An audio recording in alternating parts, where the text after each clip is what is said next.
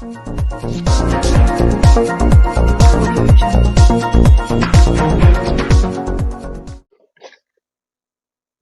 मैं मनीष कुमार और आप देख रहे हैं तापमान एक्सप्रेस न्यूज। देखिए, हमारे साथ पूर्व एमएलसी रामबली सिंह चंद्रवंशी जी हैं और अभी कहें तो वर्तमान में जनस्वराज के नेता हैं। इनसे बातचीत करने से पहले सबसे पहले इन दिनों जैसे जैसे बिहार विधानसभा का चुनाव 2025 का चुनाव नजदीक आते जा रहा है, वैसे वैसे नेताओं का खास करके बिहार दौरा शुरू हो चुका है। चाहे मुख्यमंत्री नीतीश कुमार की प्रगति यात्रा की बात कर लें या तेजस्वी का कार्यकर्ता दर्शन सह संवाद यात्रा की बात कर लें, तेजस्वी यादव भी इन दिनों कार्यकर्ता से संवाद कर रहे हैं, कार्यकर्ता के बीच जा रहे हैं, कार्यकर्ता की समस्या को सुन रहे हैं। सबसे पहले सर, तापमान में आपको बहुत बहुत स्वागत है। जी, आपको भी शुक्रिया, स्वागत जी। कैसे देख रहे हैं, एक तरफ नीतीश कुमार का प्रगति यात्रा, दूसरी तरफ कार्यकर्ता के बीच जा रहे हैं, जनता के बीच जा रहे हैं, समस्या को सुन रहे हैं तेजस्वी यादव। देखिए, सही बात आपने कही कि बिहार विधानसभा का चुनाव आगामी 2025 में होने वाला है। जी। अब इसको लेकर के राजनीतिक दलों में प्रतिस्पर्धा बढ़ गई है। मुख्यमंत्री माननीय नीतीश कुमार जी पिछले 19 वर्षों से अधिक समय से आज है मुख्यमंत्री की कुर्सी पर आसीन हैं। अब बिहार की हालात जितनी बदतर है, उसके लिए अगर जिम्मेवार किसी एक व्यक्ति को कहा जाए तो उस व्यक्ति का नाम होगा श्री नीतीश कुमार जी। वो चाहे लाख अपना पीठ अपने थपथपा लें कि बिहार बहुत तरक्की कर गई, लेकिन बिहार की आज भी जो हालात हैं, आप हाल में देखेंगे कि जब हॉस्पिटल में जाएंगे तो डिलीवरी पेशेंट के वहाँ पर ठीक से इलाज नहीं होता है, बच्चा और जच्चा दोनों मर जाते हैं। मरने के बाद वहाँ से लौटने के लिए, घर ले जाने के लिए एम्बुलेंस तक की उपलब्ध नहीं होता है। ये परसों की घटना है मुजफ्फरपुर हॉस्पिटल की। और जब इनके बड़े बड़े हॉस्पिटलों में यह हालत है, अब वहाँ पर ठेला पर पेशेंट को लाद करके और अपने घर गंतव्य स्थान पर ले जाने के लिए परिजन जब बाध्य होते हैं, तो आप समझ सकते हैं कि स्वास्थ्य की व्यवस्था कितनी चरमराई हुई है आज इनके 20 वर्षों 19 वर्षों के शासन के बाद।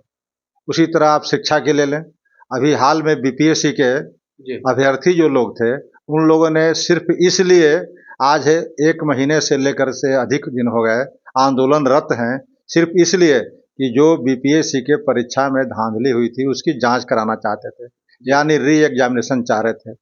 री एग्जामिनेशन के लिए आज महीनों दिन तक मशक्कत करना पड़ा विद्यार्थियों को, और विद्यार्थियों पर उस ठंडे में वाटर कैनन का प्रयोग, लाठियां चार्ज की गई बेरहमी से। इस तरह की नीतीश जी की सरकार है। तो आज नीतीश कुमार अगर बिहार की प्रगति यात्रा के नाम पर जो लोगों से मिल रहे हैं, तो वह आम लोगों से नहीं मिल रहे हैं। यह शासन और प्रशासन के बदौलत और पुलिस प्रशासन के बदौलत ये कुछ खास लोगों से मिलते हैं, और उसकी तैयारी प्रशासन बड़ी ही बारीकी से करती है कि किनको मिलवाया जाए और किनको नहीं मिलाया जाए, और उसके बाद उसका रिहर्सल करता है। तो इस तरह के प्रजातंत्र में नीतीश कुमार की यात्रा जो है बिल्कुल प्रायोजित है, बिल्कुल जो है से शासन प्रशासन के बदौलत है। ऐसे मुख्यमंत्री को 1 घंटा भी नहीं रहना चाहिए मुख्यमंत्री के कुर्सी पर। जब जनता में, डेमोक्रेसी में आप अपनी लोकप्रियता खो चुके हैं, तो वैसी स्थिति में आपको पद छोड़ देना चाहिए। तेजस्वी यादव का यात्रा को आप किस प्रकार से देख रहे हैं? तेजस्वी यादव जनता के बीच जा रहे हैं, जनता की समस्या को सुन रहे हैं और लोगों से ये भी कह रहे हैं कि जो नीतीश कुमार हैं थक चुके हैं। देखिए, सच पूछिए तो बिहार की जनता इन दोनों से मुक्ति चाहती है। नीतीश कुमार जी का 20 साल का शासन, और तेजस्वी प्रसाद जी तो अभी शासन स्वतंत्र रूप से नहीं कही जाए, लेकिन जिस तरह के राजनीतिक में इनका प्रवेश हुआ, शिक्षा उन्होंने प्रॉपर ग्रहण नहीं किया, और लोगों की, खास करके गरीबों की, वंचितों की और शोषितों की प्रति उनको भीतर से दर्द नहीं है।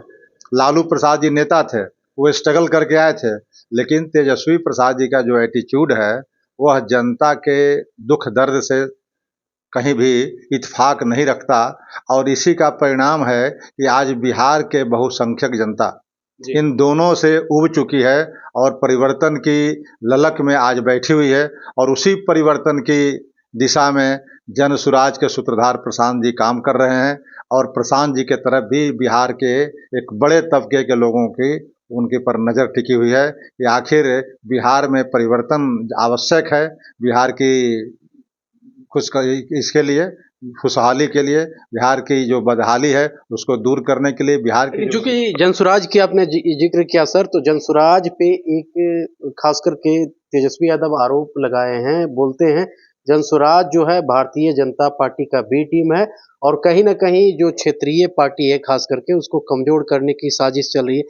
इसमें आप कितना सहमत हैं, क्योंकि 35 साल से आप भी राजनीति को गमते हैं और खास करके जनसुराज के नेता हैं। देखिए, अगर तेजस्वी जी जनसुराज पर इस तरह के आरोप लगा रहे हैं, इसका मतलब कि जनसुराज अपने कामों में सफल हो रहा है। अगर जनसुराज के लोग या जनसुराज पार्टी या प्रशांत किशोर अगर भारतीय जनता पार्टी या जनता दल ही हो या फिर कहें कि राष्ट्रीय जनता दल के कार्यकर्ताओं को प्रभावित कर रहे हैं, तब तो ये कह रहे हैं कि ये बीजेपी के बी टीम है। अगर ये कुछ भी प्रभावित नहीं करते जनता को, तब ये चुपचाप आराम से चैन की नींद सोए रहते। इसलिए इनका शिकायत जो है, इनकी बात जो है, ये जनसुराज को कहीं न कहीं स्थापित कर रही है और जब इनको नुकसान होगा तो कुछ न कुछ प्रलाप करेंगे, अनर्गल प्रलाप कर रहे हैं, लेकिन इससे कोई इत्तेफाक नहीं है। आज प्रशांत जी या प्रशांत जी की जो टीम है, जिस तरह से काम कर रही है रात दिन और उतने कार्यकर्ता लगे हुए हैं, उतने कार्यक्रम लगे हुए हैं, उतने बिहार के ज़मीन पर किसी पार्टी के नहीं हैं। तो वैसी स्थिति में आप जो भी कहना है कह दीजिए। खिसियानी बिल्ली खंभा नोचे, एक पुरानी कहावत है गाँव में। तो आज जनता दल यू भी उसी तरह से बौखलाहट में कुछ बयान देती है और राष्ट्रीय जनता दल भी कुछ देती है और कल हो सकता है कि भाजपा भी देगी। इसलिए तीनों दलों को नुकसान पहुंचा रही है आज जनसुराज। इसलिए जनसुराज को इन दलों के नेताओं के को भाजन बनना पड़ रहा है। ये तो जनसुराज के लिए अच्छा संदेश है। एक और सवाल रहेगा कि तेजस्वी यादव इन दिनों बैनर पोस्टर के माध्यम से लोगों के बीच में एक मैसेज दे रहे हैं, माई बहन मान योजना, जिस प्रकार से खास करके झारखंड में ये योजना का शुरुआत हुआ, वही योजना को यहाँ माई बहन मान योजना रखा गया है। इस योजना को खास करके तेजस्वी यादव का कहना है कि यदि हमारी सरकार आती है तो महिलाओं को, हर महिलाओं को खाते में 2500 रुपया दिया जाएगा, 200 यूनिट बिजली फ्री। इसको किस प्रकार से आप देख रहे हैं? देखिए, तेजस्वी जी के बारे में पहले भी ये आरोप लगे हैं कि एक तो कि इनकी शिक्षा का अभाव रहा, तो कोई भी चीज़ों को एक्सरसाइज अपने से नहीं कर पाते हैं और न समझ पाते हैं। जो इनके मेंटर जो हैं बता देते हैं। पिछले बार उन्होंने बता दिया कि 10 लाख लोगों को रोजगार एक कलम से प्रथम दिन देंगे सत्ता में आने पर। अब इसी को जुमला उलटते रह गए। आप समझ सकते हैं कि 10 लाख रोजगार बहुत बड़ी चीज होती है और एक कैबिनेट के एक कलम से 10 लाख लोगों को रोजगार देना कभी भी किसी भी सरकार के लिए संभव नहीं, लेकिन इस तरह का जुमला दिए। अब उस जुमला के बाद एक नया जुमला देखा देखिए झारखंड सरकार के, इन्होंने कह दिया कि माई बहन मान योजना शुरू करेंगे, उसमें 2500 रुपये देंगे प्रत्येक महिलाओं को। आप सोच लीजिए कि बिहार में महिलाओं की संख्या कितना है, लगभग 6 करोड़। 6 करोड़ महिलाओं को अगर 2500 रुपये आप देंगे, 2500 रुपये, तो आप समझ लीजिए कि बजट बिहार का कितना का है। और उस बजट का 3 हिस्सा जो है, आधा से अधिक आपका चला जाएगा इस महान योजना में। तब बाकी बजट में आप क्या करेंगे? तो बिना एक्सरसाइज किए हुए, बिना जोड़ घटाव किए हुए इस तरह के अनर्गल प्रलोभन देना, जनता को बरगलाना कहीं न कहीं से अनुचित है। इससे चीज़ों को बचना चाहिए, किसी भी सरकार के लिए ये उचित नहीं है। एक लास्ट सवाल रहेगा सर कि क्या जनसुराज सचमुच में जमीन पे उतरा है या फिर फेसबुक पे ही चल रहा है और सोशल मीडिया के माध्यम से ही? नहीं, देखिए जनसुराज जो है आज जितना गंभीर है हर फ्रंट पर, जुआ का टीम आनंद मिश्रा जी अलग से लेकर के पूरे बिहार की यात्रा कर रहे हैं। महिलाओं की टीम चल घूम रही है। उधर से समाजवादियों का नेता देवेंद्र यादव जी जो जनसुराज के बड़े नेता हैं, उनकी टीम अलग से संवाद कर रही है। फिर अति पिछड़ों का कर्पूरी संवाद भी निकलने वाला है। ये कई फ्रंट पर जो देखेंगे कि जनसुराज के कार्यकर्ता और संगठन सक्रिय है और यह सक्रियता कहीं न कहीं जनसुराज को मजबूर कर रही है, अन्य दलों को, कि जनसुराज के कार्यकर्ता जमीन पर काम कर रहे हैं। इसी से इन लोगों की घबराहट बढ़ी हुई है। बाकी दलों के जो पहले से बिहार के अंदर दल एग्जिस्ट कर रहे हैं। उन दलों की परेशानी, उन दलों की नींद जो है हराम हो गई है। कितना सीट पे चुनाव लड़ने जा रही है जनसुराज पार्टी? 243 सीट पर पहले भी घोषणा किया है कि मैं किसी भी दलों से कोई समझौता नहीं करूंगा। जितनी भी सीटें हैं 243 सीटों पर जनसुराज लड़ेगी और लड़ करके जनसुराज का मानना है कि जनसुराज की सरकार बने, बिहार का सुंदर राज बने। उस दिशा में जनसुराज आगे अग्रसर है और आगे देखिए समय क्या बताता है। एक और नारा था आपका, जिसकी जितनी संख्या भारी उसकी उतनी हिस्सेदारी। क्या रामबली जी अपने समाज के लिए, खास करके अति पिछड़ा समाज के लिए, उतना सीट जनसुराज से मांगेंगे? जनसुराज में जाने के पूर्व ही मेरा यह एक तरह से शर्त तो नहीं कहेंगे, लेकिन एक तरह से ये समझौता था। लेकिन अब हमारे और जनसुराज के सूत्रधार प्रशांत किशोर जी के बीच की बात नहीं रही। जी। अब तो ये पब्लिक डोमेन में बातें आ गई कि जनसुराज अपने तरफ से, अपने पार्टी के तरफ से 70 सीटें अति पिछड़ा वर्ग के लोगों को देने जा रही है। तो आज पहली दफा जनसुराज ऐसी पार्टी 70 सीटों को पर अति पिछड़े वर्ग के प्रत्याशी खड़ा करेगी। आज तक बिहार की जमीन पर कोई दल नहीं है जो इसका आधा भी सीट देने की घोषणा करे। तो जनसुराज ने आगे बढ़ चढ़ करके अति पिछड़ों को मुख्य धारा में लाने के लिए 70 सीटों की घोषणा की है। इससे बिहार के अति पिछड़ों के बीच में खलबली मची हुई है और एक तरह का संदेश बहुत ही अच्छा जा रहा है। और तमाम अति पिछड़े अगर इस बात को समझ गए तो जनसुराज जो है वाकई में अति पिछड़ों के सबसे बड़े हिस्से की पार्टी बनेगी। एक लास्ट सवाल रहेगा सर कि क्या जिस प्रकार से आपने खास करके अति पिछड़ों की लड़ाई लड़ी, उसके कारण से आपको कहीं न कहीं जो एमएलसी पद भी था उसको गंवाना पड़ा।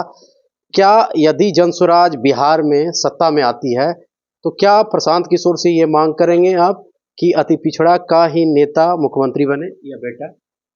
देखिए, अति पिछड़ों की सबसे बड़ी आबादी है जी। यानी लगभग 42% आबादी है।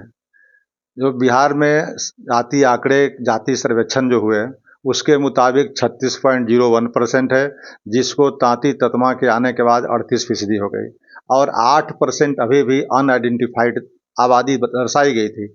उस 8% में से 4-5% जो आबादी है वह मूल रूप से अति पिछड़ों की ही है। यानी कुल आबादी 42% अति पिछड़ों की हो और सत्ता में हिस्सेदारी बिल्कुल नगण्य हो, हाशिए पर हो, तो वैसे वर्गों को अगर मुख्य धारा में लाने का जनसुराज ने संकल्प लिया है तो निश्चित रूप से काबिले तारीफ है। और जनसुराज की ड्यूटी बनती है कि जो सबसे पीछे है उसको सबसे आगे करे, तब जाकर के बिहार में संतुलन होगा। और सत्ता के संतुलन, समाज का संतुलन और भी बहुत सारी योजनाएं हैं जो पिछड़े वर्गों को, अति पिछड़े वर्गों को, दलितों को मुख्य धारा में लाने की जो योजनाएं हैं उस पर जनसुराज काम कर रही है, एक्सरसाइज कर रही है और सत्ता में आने के बाद वो सब चीज़ें, सारी चीज़ें दिखाई देगी। क्या रामबली सिंह चंद्रवंशी जी इस बार चुनाव लड़ेंगे बिहार विधानसभा से? अब ये तो मेरा व्यक्तिगत फैसला नहीं है, पार्टी का जो फैसला होगा उसको मेरा मान्य होगा। क्योंकि आप भी बड़े नेता हैं। मेरा पार्टी से चुनाव लड़ना बड़ी बात नहीं है। मेरा बड़ी बात है कि 70 सीटों पर अति पिछड़े वर्ग के भाइयों को उम्मीदवार प्रत्याशी बना सके, वह मेरे लिए बड़ी बात होगी। और मेरे जहां लड़ने की बात होगी वह पार्टी तय करेगी कि अगर मेरे लड़ना आवश्यक होगा, निर्देश होगा तो मैं लड़ूंगा, अगर आदेश नहीं होगा तो मुझे लड़ना कोई महत्व नहीं रखता। चाहे कोई भी सीट से जनसुराज आपको लड़ा दे?